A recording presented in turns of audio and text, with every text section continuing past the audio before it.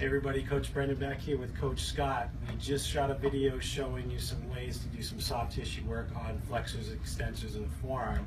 And now we're going to show you how to establish some passive and active ranges of motion for the wrist. So if you're sitting at a computer or at a desk working your computer all day, your wrists are going to be in flexion for most of the day. So we want to actually open up the wrist into extension.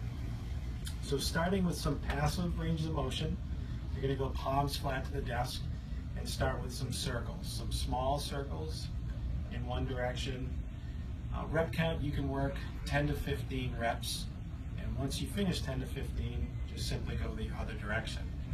Starting with the fingertips forward is less aggressive than fingertips facing you. So start with the fingertips forward, and once you get your 10 to 15, just simply flip the hand around. And now we're going to work your circles 10 to 15 in each direction. Again, start with small circles. If you find that this angle is too aggressive to start with, just simply go fingertips forward for a couple of weeks until you build up some capacity to go the other way. So that's passive. Then we're going to move on to active, where you're actively going to be using your extensor muscles in your forearm to establish some range of motion at the wrist.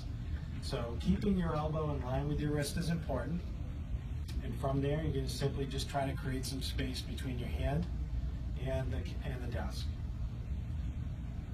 It's not a big range of motion. It's going to be more challenging than you think it is. Most people, when they go to lift, will want to bend the elbow to assist this range of motion.